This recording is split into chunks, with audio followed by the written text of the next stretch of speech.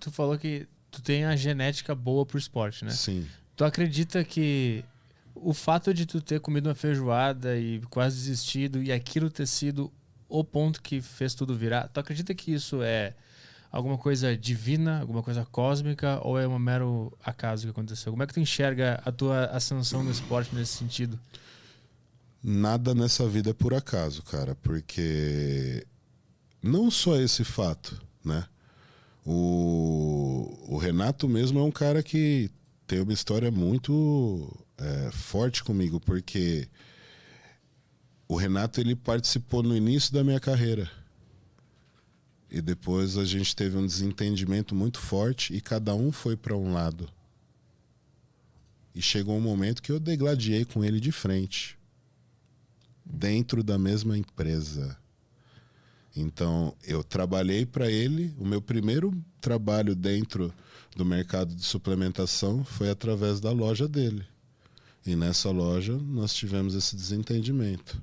A partir desse desentendimento, 18 anos atuando dentro do mesmo mercado, porém ele como um distribuidor e eu como atleta, depois ele como diretor de uma empresa onde ele fazia a linha de frente. Eu não era diretor, mas eu sempre fui linha de frente da Max Titanium, que era a concorrente principal da empresa dele.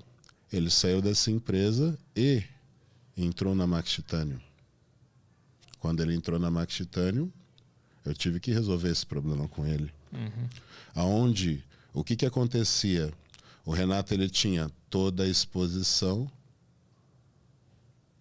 para poder fazer qualquer empresa a qual ele atuasse crescer, e eu tinha o reconhecimento, porque toda a minha carreira, tanto atuando como atleta, quanto como formador de atletas exponenciais no Brasil.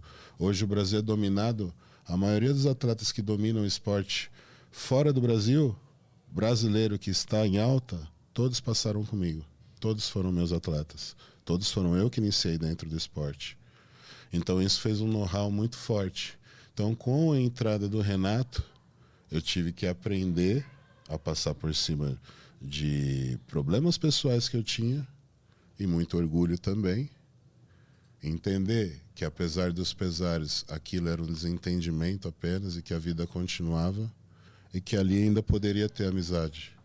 Então a partir daquele momento, nós começamos a trabalhar juntos, porém não amigos. E se a ideia era fazer a Max Titanium, que é a nossa empresa, crescer, que nós iríamos fazer o possível e o impossível para que isso acontecesse. Chegou um momento, cara, que cruzou as ideias. Por quê? Porque o que queria era a mesma coisa que ele queria, só que havia formas e formas de se trabalhar. O que o Renato fez? Ele mostrou para mim que a forma que ele trabalhava era mais eficiente que a minha, e que se a minha dava certo daquele jeito, se eu fizesse daquele que ele estava falando, iria dar mais certo ainda. Eu aceitei o bom conselho. Como eu falei para você, eu não sou da área virtual, eu sempre fui da área técnica. Então, quando eu aceitei o bom conselho do Renato, aquilo alavancou de uma maneira ao qual a empresa alavancou, o Renato alavancou e eu alavanquei também. Então, foi uma união que só trouxe positivismo tanto para a empresa quanto para a nossa vida social, porque hoje eu e o Renato também temos uma grande amizade.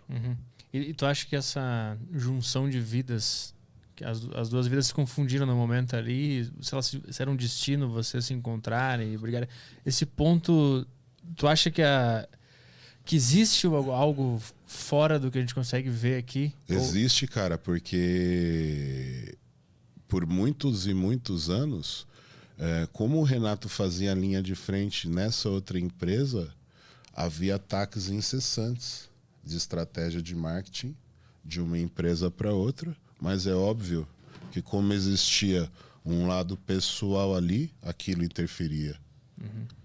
Entendeu? Então ali não era só trabalho, era pessoal. Então esse fato pessoal fazia com que nenhum dos dois eram vistos com bons olhos quando se tratava de uma relação interempresas, ao qual nunca existiu também essa divisão de corporação sempre acontecia nessa época. Hoje não mais, hoje as coisas estão bem mais amenas, mas nessa época, justamente por causa de mim, era uma coisa muito dividida. Max Titanium não se misturava com a outra empresa. Olhando para trás, sobre essa situação, o que tu aprendeu? Onde é que tu tava teu erro nessa situação? Cara, orgulho, né? Orgulho só te leva pro buraco. Você precisa estar sempre aberto ao novo. Você tem que estar sempre preparado para aprender. Porque nessa vida não é sempre que você vai ensinar. Então eu sou um cara que eu sei reconhecer que eu tenho que aprender muito e eu sempre vou estar aberto a querer aprender e entender mais, independente do assunto que seja. E entender mais hoje do mercado virtual, o que acontece na internet, como que você deve usar os gatilhos emocionais para conseguir fazer essa mensagem que você precisa levar para um maior volume de pessoas possíveis. Isso eu devo tudo a ele. O orgulho que tu diz era, tipo assim, eu sou campeão, ganhei várias coisas aqui. Exatamente, porque é exatamente onde a gente cai naquele critério.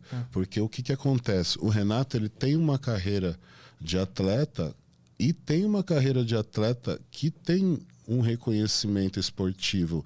Ele é um campeão de campeonatos expressivos. Mas o fato de o Renato trabalhar fortemente dentro da internet e de uma forma diferente de apresentar o produto, porque o Renato ele consegue apresentar o produto de uma forma que ele se torne atraente. E é isso que as pessoas não entendem, é o como fazer a coisa. O Renato, ele é um apresentador. Então, quando ele começou a apresentar o produto de uma forma diferente, as pessoas também começaram a enxergar diferente. E como ele apresentou de uma forma diferente e positiva, isso refletiu positivamente. Quando eu percebi que era aquilo, eu mudei completamente a postura. Quando eu mudei a postura, eu entendi o que estava acontecendo. Eu realmente estava sendo um cara chato. A tua barreira era tipo, não entender o que ele estava fazendo. Aquilo estava atrasando o meu lado, aquele orgulho. Entendi. Tu não conseguia entender o marketing atrás do Exato, negócio. não conseguia entender o que era o marketing que existia atrás de uma história.